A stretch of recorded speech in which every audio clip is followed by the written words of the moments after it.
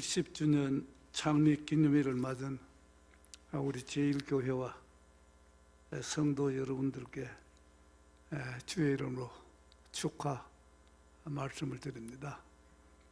그리고 제가 여러분들 뵐 때마다 느끼는 거지만 또 이 교회 단상은 집회를 통해서도 섰고 재경성주 신후회 세미나를 통해서도 여러 번 섰고, 그리고 이제 오늘 70주년 창립 기념주일을 맞아서 설교를 맡게 되었습니다.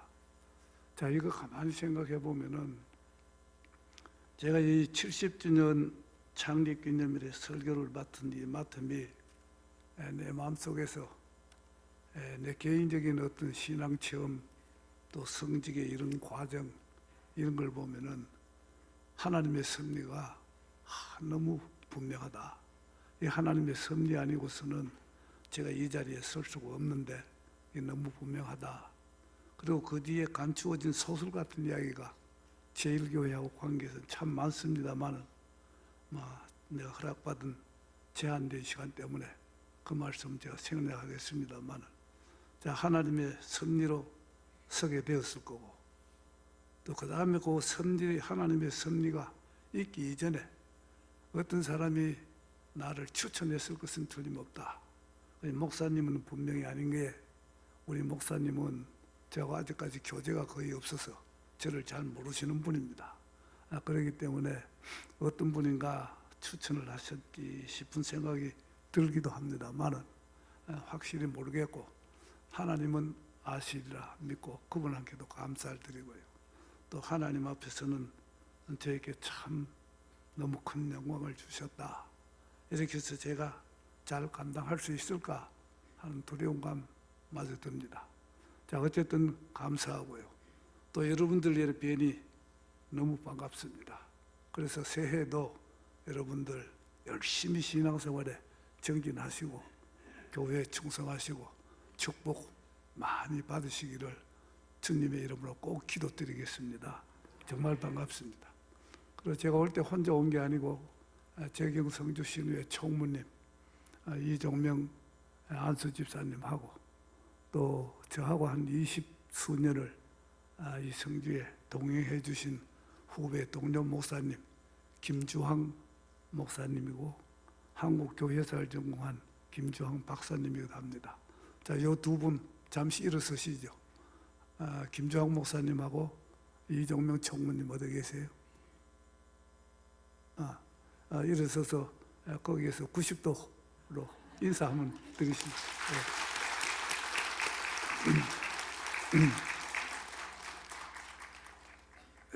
정말 참 감개가 무량한 그런 순간인데, 제가 제 교회 70주년 기념예배, 창립 기념예배를 드리는 것 같은 그런 흥분된 마음이 있습니다. 너무 좋고요. 기적이거든요, 이건. 자, 그래서 일단 내가 말씀을 전하기로 하겠는데, 사도행전 2장 1절에서부터 4절의 말씀, 교회에 관한 요 성경 말씀을 제가 중심으로 해서 사도행전 1장 그래서 4장까지 그 말씀을 요약해서 교회 첫째 기적이 무엇이었느냐, 우리 제1교회는 어떤 기적을 매일 체험하고 살아야 할까, 이런 문제를 좀 말씀을 드리려고 합니다. 사도행전 1장 4절에서 5절의 말씀을 보면은 어떤 말씀이 기록되어 있는가 하니, 예수님께서 부활 승천하시기 직전에 감람산에 오르십니다. 서울로 비유를 하면 남산과 같은 그 감람산이 예루살렘 딱 시내에 있습니다. 그 감람산의 크기는 언덕으로 보면 되게 크고 산으로 보면 되게 작은 그런 산입니다. 그 감람산에 부활 승천하시기 직전에 예수님이 거기에 계실 때 제자들 한 120명이 거기에 모입니다. 그 120명의 제자들 향해서 예수님께서 지상에서는 마지막 설교를 하세요. 마지막 설교를 하시는데 아주 짧은 설교입니다. 어떤 설교를 하시는가 하니, 너희들은 예루살렘을 떠나지 말아라. 그리고 너희들은 기다려라. 이렇게 이야기를 합니다. 예루살렘은 그 당시에 예수 믿는 사람들에게는요, 예수 따르는 무리들에게는 대단한 위험의 도시예요. 예수를 십자가에 못 박아 죽인 그 예루살렘, 거기에 유대인들이, 관원들이 이 예수님을 따르는 제자들을 보면은 그냥 놔둘 것이냐. 그래서 굉장히 위험천만한 그런 도시임에도 불구하고 예수님께서 너희들은 예루살렘 떠나지 말아라. 그리고 기다려라. 기다리라 할 때 제자들은 이심전심으로 딱 아는 장소가 있어요. 예수님께서 최후의 만찬을 행하던 그 마가의 다락방. 그때 마가는 굉장히 어렸습니다. 그 마가의 다락방에 마가의 집의 주인인 그 어머니가, 마가의 어머니가 대단한 신앙이 있는 분이고 예수님이 쓰시겠다 하면 언제든지 이 다락방을 내놓습니다 하는 그런 신앙의 결단을 가진 여인이었어요. 그래서 예수님께서 거기에 가서 기다리라. 마가의 다락방에. 이런 말씀입니다. 그리고 예수님은 마지막에 말씀을 남기는데 어떤 말씀을 남겼느냐. 오늘 설교의 주제입니다. 너희가 아버지께서 약속하신 것을 받을 때까지 절대 예루살렘을 떠나지 말라. 그래서 너희들이 여기에서 그렇게 기다리게 되면은 너희들은 몇 날이 못 되어서 성령을 받을 것이다. 그 1장 4절에서 5절의 말씀이에요. 이 성령 받으라. 여기에서 어떻게 해서 예수님께서 이 세상에는 가장 처음으로 예수 이름의 교회를 세우시면서 한 말씀밖에 안 주셨을까? 성령 받으라 하는 이 말씀 외에는요, 메시지가 없습니다. 그 성령 받기 위해서 너희가 예루살렘 마가의 다락방에서 기다려라. 이런 말씀을 하셨거든요. 그래서 참 신비해요. 어떻게 해서 그 한 말씀밖에 안 주셨을까? 이 세상 전체를 구원하시기 위해서 오셨고, 그리고 인간들도 구원하고 모든 사회의 질서도 전부 다 창조 때의 질서로 바로잡으려고 하시는 그 예수님, 이 땅에 강림하신 예수님이 자기 이름의 교회를 처음으로 세우시면서 그래서 성직자 베드로도 준비를 해놓으시고 이렇게 해서 마가의 다락방도 이미 준비되어 있고 예수님의 말씀도 많이 전해져 준비되어 있고 이렇게 해서 예배를 드리면서 마가의 다락방 거기서 기다리면서 꼭 성령 받으라 이거 하나만 하면은 그 끝이다. 이 말씀밖에 안 주셨어요. 성령 받으라. 그 뒤에는 아무 말씀이 없습니다. 교회를 처음 창립하시면서 어떻게 해서 이 한 말씀만 주셨을까? 여기에 정말 큰 의미가 있다. 의미 충만한 성경 구절입니다. 성령을 받을 때까지 기다리라.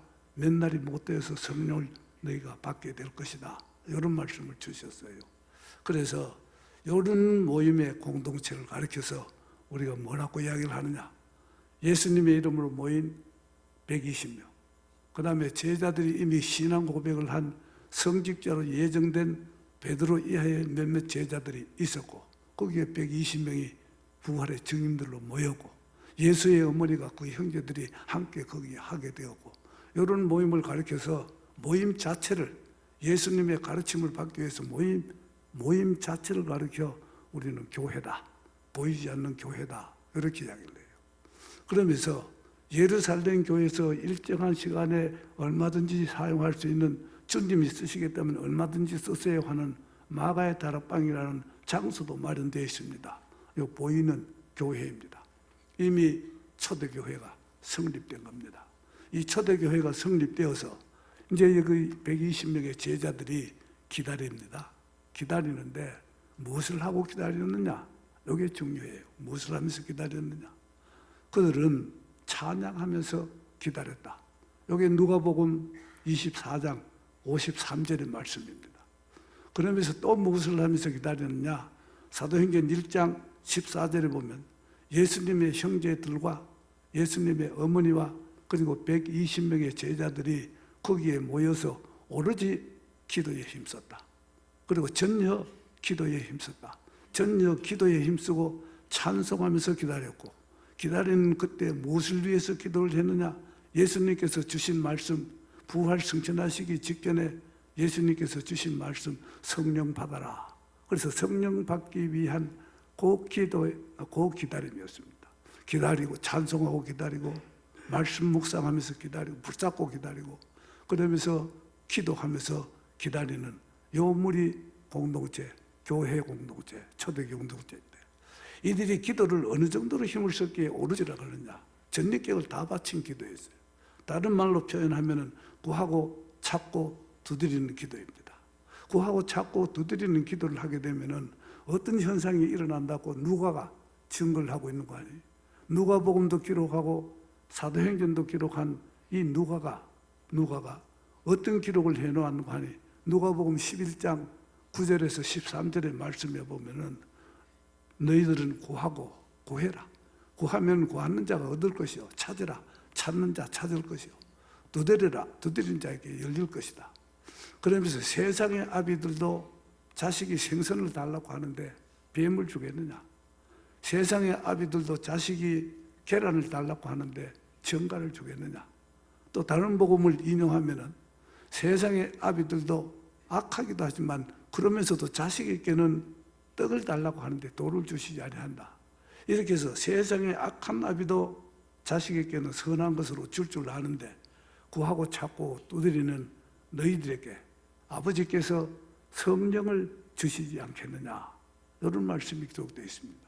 이런 자세로 전혀 기도에 힘쓰면서 120명 교인들이 이제 기다리면서 기도하고 찬송하면서 기다리고 말씀 붙잡고 기다리고 그렇게 해서 전 인격을 다 바쳐서 성령 받기 위해서 기다렸더니 마가의 다락방에 딱 열흘째 되는 날 불의 혀와 같고 바람과 같은 성령이 마가의 다락방에 그득했습니다. 교회 내에 전체 모두 다 성령이 충만했더라. 이런 말씀이에요. 그러면서 그 성령이 충만했는데 마가의 다락방만 충만했느냐? 그렇지 않고 불의 혀와 같고 바람과 같은 그 성령이 거기에 모여있는 120명의 교인들, 이미 거기에 교인들이 다 된 이 120명의 심령에 성령이 전부 영혼으로 막 임재해 들어오십니다. 성령을 그 영혼으로 임재해 들어오시고 그 마음속에 임재해 들어오시면서 불 같은 역사, 바람 같은 역사, 물 같은 역사가 막 일어나기 시작해요. 그런데 여기에서 물과 불과 바람 같은 이 역사가 이 심령 120명의 영혼에 어떤 작용을 일으키는가 하니까 작용을 일으키는데요. 불과 같이 속에 있는 모든 탐욕과 정욕 다 불태워버립니다. 물로 다 씻어버려요. 성령의 물로. 그리고 깨끗하게 씻어버리고 토네이도와 같은 그 성령의 바람으로 모두 다 죄악의 뿌리를 막 다 뽑아치켜서 밖으로 다 쫓아버려요. 그러면서 속을 세상의 것을 모두 다 가난하게 비워놓습니다. 속에 있는 세상적인 생각들은 전부 비워버렸어요. 우리 곳간에 양식이 비면은 가난한 사람이다 이렇게 하죠. 우리의 심령에 속에 있는 모든 그 탐욕과 정욕과 모든 이런 것들이 다 씻어 없어지고 날려가서 없어지고 태워서 없어진 이런 것을 가리켜서 이제는 세상적인 생각들은 모두 다 비어 없어졌으니 물질이 없는 사람을 가난하다시 심령에 욕심이 없는 사람을 심령이 가난한 사람이 되다 이렇게 이야기를 합니다. 그래서 모든 성도들 120명이 심령이 전부 다 가난한 사람이 되었어요. 물로 다 씻었으니까 심령이 청결한 사람이 되었습니다. 심령이 청결한 자는 복이 있죠. 이런 사람으로 다 비운 사람을 다 만들어 놓았습니다. 속이 딱 빈 그 자리에 불 같은 성령, 바람 같은 성령, 물 같은 성령이 그 빈자리를 전부 다 채워서 하늘의 것으로 충만하게 다 만들어요. 그래서 성령으로 막 충만하니까 성령은 생명입니다. 그 생명은 운동합니다. 운동하는 그 에너지의 움직임의 능력이 어떤 능력으로 나타나는가에 물 같은 능력, 바람 같은 능력, 불 같은 능력이 일어나서 내 영혼을 막 자극하고 충격을 주니까 영혼에서 어떤 변화가 일어나는 거 아니? 거기에서 의식, 영혼의 의식이 확 변화가 되는데 여태까지는 없어졌던 그 의식, 하나님을 믿는 믿음이 성령을 통해서 주어져서 믿음이 생겨납니다. 하나님의 존재를 믿습니다. 하나님의 역사를 믿습니다. 하나님의 전지전능하심을 믿습니다. 하나님은 살아계시는 존재이다 믿습니다. 하나님은 나를 세상에 파송하신 분이다 이런 것을 다 믿게 돼요. 성경 말씀 다 믿게 되는 믿음이 생겨납니다. 이 믿음이 생겨나니까 믿음은 언제든지 하나님께서 주신 믿음은 무엇과 같이 있느냐 공존하느냐. 믿음은 사랑과 소망과 공존합니다. 믿음, 소망, 사랑은 공존이에요. 이렇게 공존하니까 그 120명의 각자의 심령 속에 무엇이 생겼느냐? 하나님을 믿는 믿음이 생겨났습니다. 하나님을 사랑하는 사랑이 거기에 주어졌습니다. 하나님의 소망하는 소망, 믿음, 소망, 사랑이 주어졌습니다. 여기에서요, 우리가 중요한 것을 하나 깨닫자는 이야기예요. 믿음, 소망, 사랑, 이 신학자들이 하나님의 형상이 무엇이냐? 각자 나름대로의 해석이 다 있습니다만 어떤 신학자가 이렇게 해석을 해요. 믿음, 소망, 사랑, 그 내부의 그 모습이 모두가 다 합치면은 하나님의 형상이다. 믿음, 소망, 사랑이 하나님의 형상이다. 하나님의 형상이 내 속에서 생겨나게 된 겁니다. 하나님의 형상이 생겨났다는 이야기는 하나님이 아담을 창조하실 때 흙으로 빚으신 육체에다가 거기에 하나님의 형상으로 인간을 창조했다. 그 하나님의 형상이 뭐냐? 믿음, 소망, 사랑입니다. 120명 성도들이 성령을 충만하게 받았다는 이야기는 잃어버렸던 하나님의 형상을 다시 회복했다는 이야기입니다. 하나님의 형상을 회복했다는 이야기는 인간의 본래성을 회복했다는 이야기입니다. 인간의 본래성을 회복했는데 120명 전체를 보니까 얼굴도 여전히 다릅니다. 남자도 여자도 여전히 다릅니다. 그 속에 있는 달란트도 다르고 생각들의 차이도 나는 거고 믿음의 분량의 차이도 나는 거고 각자의 자기의 독특성을 전부 유지를 하면서 하나님의 형상을 다 받았으니 이 말은 무슨 말씀인가 하니 인간의 본래성으로서의 하나님의 형상을 다 받은 데다가 120명의 각자의 특색은 그대로 유지되어서 그대로 거듭나기 시작하면서 나 자신의 본래적 모습을 찾게 되었다. 나를 찾게 되었다는 이야기입니다. 이런 것을 가르쳐서 하나님의 형상을 잊어버리고 불신앙으로 살아갈 때 그 삶하고 비교를 해보면은 이야, 내 인생이 지금까지 살아온 내 인생하고 속으로부터 완전히 달라졌네. 완전히 달라져서 변화되었네. 새 사람이 되었네. 그래서 새 사람이 되어는 것과 인간들이 본래적인 모습을 회복했다, 본래적인 자아를 회복했다 같은 동의어입니다. 그래서 내가 심령의 변화를 받아 새 사람이 되었네 하는 말은 나의 본래성을 회복했네, 내 본래적 자아를 회복했네, 이렇게 해서 참 인간이 됩니다. 창조 때 인간이 되는 거예요. 참 인간이 돼요. 그래서 예수님께서 이 새로 세어나는 교회를 향해서 너 그 교회에서 기다려라, 하나님의 성령을 받을 때까지 교회에 기다려라 하는 말은 그 성령을 받아야 네가 무엇이 되느냐? 진짜 인간이 된다. 본래적 인간, 인간의 원형을 회복하게 되고 본래적인 자아, 본래적인 너 자신을 회복하게 된다. 소크라테스의 뭐 너 자신을 알라 하는 건 이유가 안 돼, 비교가 안 돼요. 자, 이렇게 해서 자기 자신을 회복하고 인간의 본래성을 회복한 사람들이 마가의 다락방 공동체, 교회 공동체 120명이 모여서 세상에 이런 공동체가 처음으로 생겼고 이게 초대교회에 처음으로 일어난 첫째의 기적일 뿐만 아니라 이게 교회의 알파와 오메가다 해도 상관이 없습니다. 왜 주님께서 이 한 말씀만 주셨느냐? 성령의 은혜를 체험하면 너 자신의 본래적인 인간을 찾아내서 본래적 인간이 되어서 그 본래적 인간이 되게 되면 이미 무엇을 해야 될 것인지 어떻게 살아야 할 것인지 하나님께서 능력을 주시고 지혜를 주시고 다 주셔놨기 때문에 거듭나기만 하면 그거 다 되니까 한 가지 딱 해라. 성령 받을 때까지 떠나지 말아라. 이게 한 말씀 주신 예수님의 메시지입니다. 그래서 그 120명의 성도들이 모두 다 본래성을 회복한 하나님의 초대교회 제일 첫 번째 기적, 기적의 체험자들입니다. 이 120명은 기가 찬 이야기예요. 자, 이런 일이 일어나니까, 그 인간들의 속 영혼부터 딱 새로워지니까 예수님께서 이 세상에 전쟁과 기근이 심하고 굶주림이 심한 이 세상에 이 세상을 원래대로 되돌이키기 위해서는 너희의 인간 때문에, 인간의 타락 때문에 이렇게 되었으니까 인간의 타락에는 그 타락을 원래적인 모습으로 돌이키기만 하면은 인간들이 평화를 누릴 수도 있고 개인의 행복도 누리고 자유와 행복을 누릴 수가 있으니까 너희들 모두 다 영혼을 고쳐야 된다 해서 성령 받으라 말씀을 주셔서 그 기적이 거기에 일어났으니까 초대 교회 공동체에 일어난 요 교회 공동체의 요 기적이야말로 교회 알파요 오메가요. 이 교회가 해야 할 일 전부입니다. 이거 전부 성령의 은혜를 다 체험하게 되면은 그 교회에서 딴 일 시킬 필요가 없다. 그렇게 해서 거듭나서 본래적인 인간이 되고 새로운 인간이 되게 되면 그 속에서 뭐 구제 행위를 한다, 나눔을 한다, 뭐는 다 이루어질 테니까 오직 성령 받는 데 힘쓰면서 성령 받을 때까지는 교회를 떠나지 말아라. 이 메시지는 초대교회에 주셔서 실현된 메시지가 70년 된 오늘 이 제1교회 여러분들에게 주시는 메시지이고 이 교회에게 주는 메시지다. 그래서 뭐라고 말씀하시는 거 아니?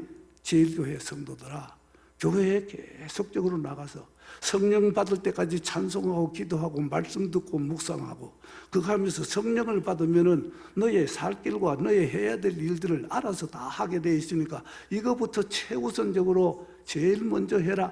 하나님의 나라와 그 일을 먼저 구하라는 말씀도 이런 말씀이에요.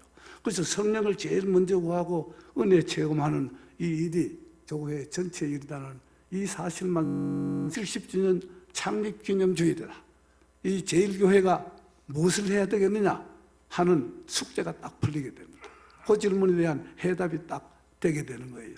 자, 이렇게 해서 속에서부터 하나님의 형상이 회복된 이런 말씀을 주신 예수님, 이분은 도대체 어떤 분이냐? 이걸 우리가 한번 신학적인 정리를 한번 하고 넘어가는 게 좋겠습니다. 그래야 이제 뒤에 말씀하고 연결될 가능성이 있겠으니까.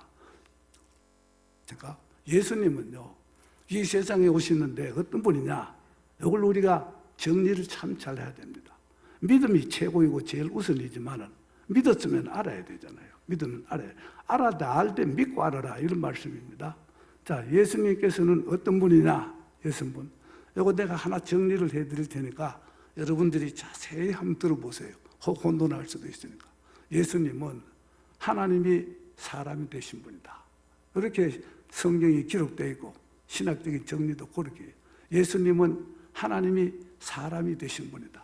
그냥 하나님이 사람이 되셨다 그러면은 예수님은 2025년 전에 베들레헴 말구육관에서 탄생하셨는데 그러면 언제 계셨느냐? 그때 계셨느냐? 그게 아니에요.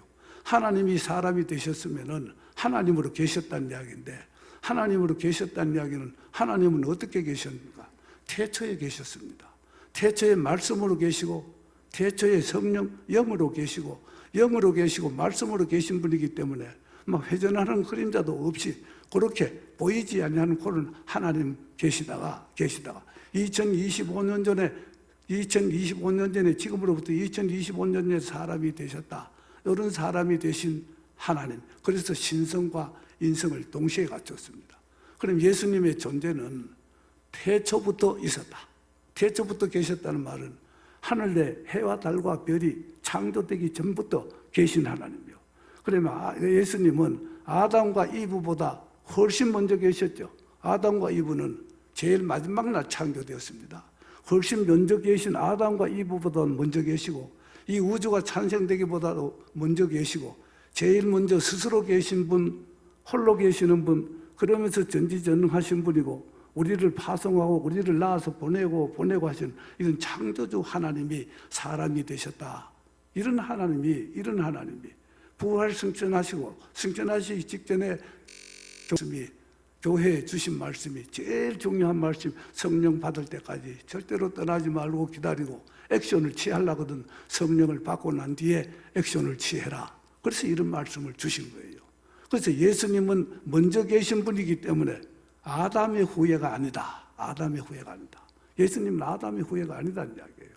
아담의 후예 중에 이 세상에서 아주 똑똑하고 제대로 되고 사람 된 사람은 선지자, 예언자, 선견자 이런 사람들이 개별적으로 있는데 그리고 세계 모든 사람들이 전부 다 하나님의 보내심을 받았다는 게 우리 성경의 말씀이고 자, 성경의 말씀이면 사람이 보냄을 받은 하나님이 보냄을 받은 사람 중에 또 똑똑하고 탁월한 사람들이 있는데 그를 서구에서는 소크라테스 그리고 공자, 중국의 공자, 인도의 석가 이런 사람이 성현들인데 이 성현들은 어떤 사람이냐? 이 성현들은 아담의 후손들 중에 제일 탁월한 사람 중에 한 사람 성현이다. 우리가 존경할 만하다. 이런 사람하고 예수님은 하나님이 사람이 되셨다. 그래서 아벨라다라는 신학자가 왜 하나님이 사람이 되셨어? 그 하나님이 사람이 왜 되셨냐? 사자나 호랑이가 되어도 될 텐데 그런데 하나님이 사람이 되신 이유는 이 세상 전체에 어지럽힌 게 사람의 타락 때문이고 인간 때문에 이렇게 되었으니까 인간을 고치기 위해 되겠다. 그래서 하나님이 사람이 되셔서 이 땅에 오신 모든 인간들과 구별된 아담과 이브의 후예를 뛰어넘은 먼저 계신 선지하신 예수님. 여기 바울이 신학적인 용어로 제일 좋아하는 겁니다. 예수님의 선제. 예수님 먼저 계신 분이었다. 이런 분이 교회에 대해서 주신 말씀, 성령 받을 때까지 기다려라 해서 120명을 만들어 놓았습니다. 자, 이렇게 120명을 만들어 놓아서 이 120명의 성도들을 교회, 초대교회에서 첫 번째 생긴 기적인데, 예배를 드리고 드리면은 막 기적이 막 일어나기 시작하는데, 표적도 일어나고 기적도 일어나고, 이럴 때 2,000명, 3,000명, 막 남자만 5,000명으로 깨어져서 녹아지는 이런 대형 공동체로 바뀜을 받습니다. 대형 공동체로 바뀌어지게 된 이 사람들, 교인이 모여서 그렇게 생활을 하게 되니까 이제는 생활이 어떻게 되느냐. 내 속 사람이 완전히 성령을 받아서 바뀌어지고 변화되니까 우리의 밖으로 나타나는 인간의 행위와 습관과 삶, 생활이 바뀌게 되는데, 그 마가의 다락방에 있는 120명으로 시작한 5,000명이 넘는 큰 교회까지 성장한 이 교회 사람들이 어떤 생활로 변화받게 되냐. 나눔으로 바뀝니다. 사랑을 통해서 사랑을 나누게 되고요. 그 다음에 이 사람들이 속에 있는 달란트를 나누게 되고, 그 다음에 모든 생각들이 깊은 사람 생각을 나누게 되고, 모든 걸 다 나눠요. 물질도 나누게 됩니다. 그렇게 해서 시간도 나누게 되고 건강도 나누게 되고, 계속적으로 120명으로부터 5,000명이 넘고 수만 명이 되는 이런 교인들이 나누고 다 나누고 섬기고 이렇게 봉사의 생활을 하면서 합력해서 사랑으로 선을 이루는 이런 대공동체가 되니까, 나중에 뭐라고 4장 32절에서 35절에, 사도행전 4장 32절에서 35절에 뭐라고 기록되어 있는 거 아니에요? 이때 사람들은 재물을 자기의 것이라고 하는 사람이 한 사람도 없어요. 자기가 가지고 있는 재물을 자기의 것이라고 생각하는 사람이 한 사람도 없고, 모두 다 자기들은 다 하나님이 나에게 맡기신 것이고 나는 청지기를 따르며 청지기적인 사명감, 선량한 관리자로서의 사명감을 갖고 자기가 전부 관리하는 자이지 소유주는 하나님이다.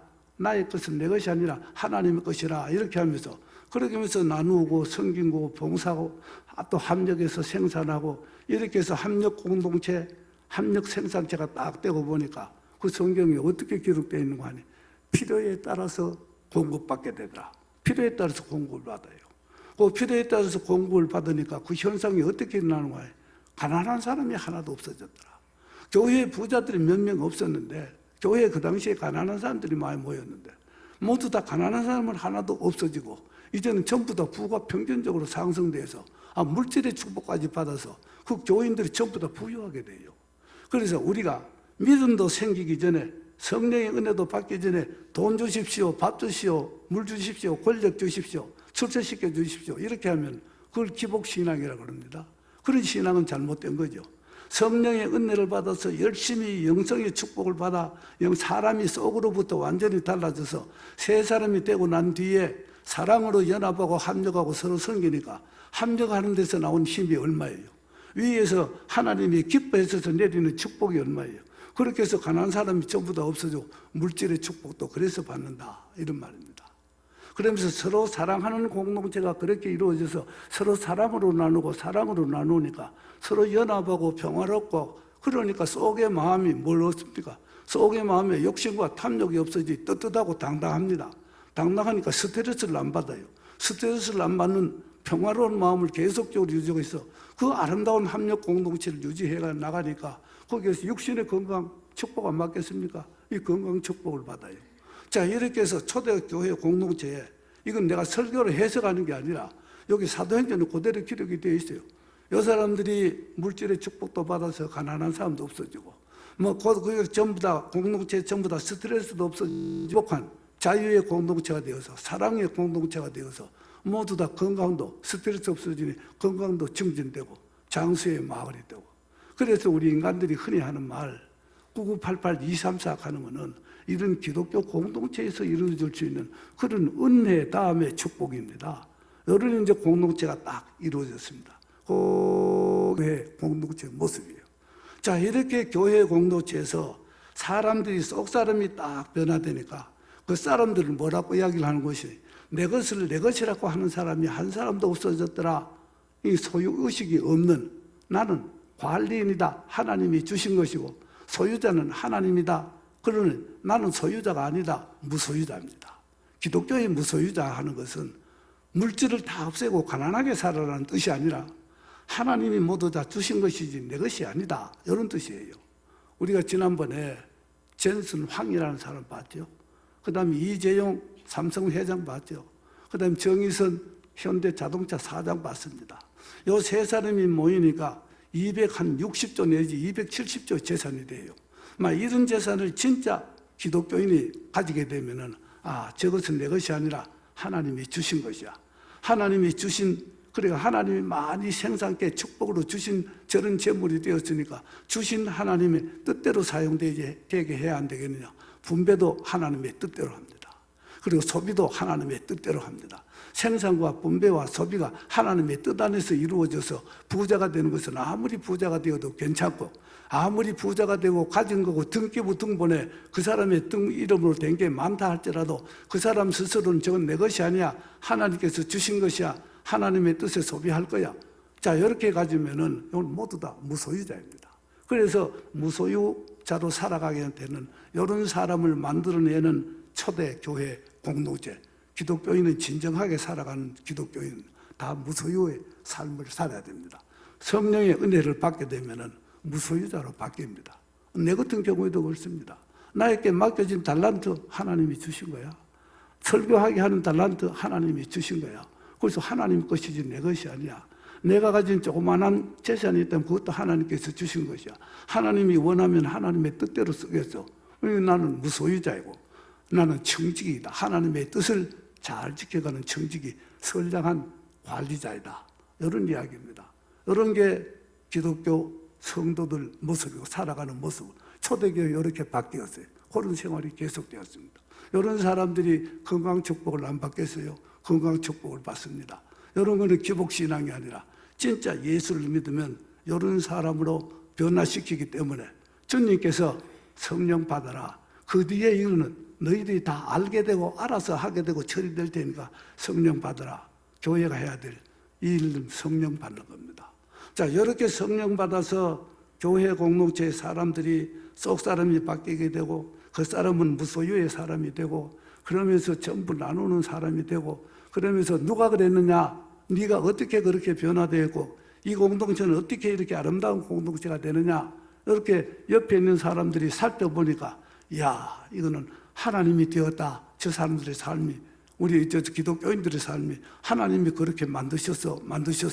이게 전도예요. 이게 전도, 이게 뭐냐 하면 증인으로 만든다. 성령의 은혜를 받으면은 사람의 삶을 무소유자로 바꿔놓고 그 다음에 증인으로 만들어요. 예루살렘과 사마리아와 땅 끝까지 이르러 이건 누가 했느냐? 너를 누가 그렇게 축복했냐? 하나님이 그렇게 하셨어. 교회를 만드시더니 교회를 통해서 성령 받게 하시고 성령을 받게 하시더니 나를 하나님을 증거하게 하시네. 하나님이 그렇게 하셔서 이게 전도입니다. 삶 자체가 전도예요. 변화된 삶 자체가 전도인데 거기에다가 더해서 입으로 가지고 하나님을 증거하기도 하고 발걸음으로 증거도 하기도 하고 그래서 여기에서 변화된 사람을 대구로 파송도 하고 고령도 파송을 하고 서울로 전국 방문하고 세계 각곳으로 보내고 제1교회 70년 얼마나 많은 사람들이 이 자리로 대의를 이어가면서 지키기도 하고 전국으로 파송한 사람은 얼마고 세계 각곳에 파송해서 제1교회 이름으로 그렇게 간증하는 사람이 얼마나 많은 줄 아세요? 그걸 좀 합쳐보세요. 제1교회에 엄청난 일을 해온 70년이다. 이렇게 이야기를 합니다. 그래서 오늘 이 본문 말씀을 중심으로 해서 예수님께서 교회에게 던져주는 메시지는 그 부활 승천하기 직전에 그 엄중한 순간에 그러면서 교회라는 가장 중요한 이런 기관을 세울 때 예수님께서 하시는 말씀이 바로 이 말씀 성령 받으라는 한 말씀밖에 안 줬는 게 그 성령만 받으면 너희들은 필요 충분 조건을 다 갖추어서 너희 교회들의 성장하는 그런 걸 다 하게 돼 있어. 그렇게 해서 우리에게 던져준 메시지가 바로 사도행전 이 메시지입니다. 그래서 오늘 70주년 창립 기념일을 맞은 그 여러분들 이 교회 무엇하라는 하나님의 메시지가 있느냐? 초대교회 이 메시지 너희들은 기다려라. 열심히 교회에 나오고 십자가를 보고 예수님의 부름이라 나는 부름받은 사람이다 그러고 따라 나오고 빨리 따라 나와서 여기서 기다리는데 뭘 하면 기다리냐? 찬송하면서 기다리라. 그러면서 예배드리면서 기도하면서 기다리라. 예배드리면서 기다리라. 그러면은 성령이 부어진다. 그것으로 일은 다 해결된다. 이런 말씀을 오늘도 제1교회에 있는 여러분과 설교하는 나를 통해서 드리고 앞으로의 계속적으로 들을 테니까 이 말씀 따라서 기다리다가 여러분들도 성령 충만함을 받으셔서 백성들의 주변의 사람의 칭송도 받고 이렇게 해서 교회는 계속적으로 성장 발전하면서 하나님 나라를 확장해 가는데 성주 국민 전체가 바로 초대교회 교인들처럼 다 성령 받도록 다 만들어서 성주를 성역화시키는데 제1교회가 제일 앞장서서 쓰임을 받는 교회. 그리고 성주 전체가 모두 다 참여농사도 잘 되고 모든 것이 잘 돼서 하나님의 축복으로 초대교회처럼 성주 국민 전체가 가난한 사람이 없도록 만드는 그런 데 최고의 역할을 하시고 그러면서 계속적으로 파송하는 그런 증인된 그런 교회가 되시기를 주님의 이름으로 축원합니다.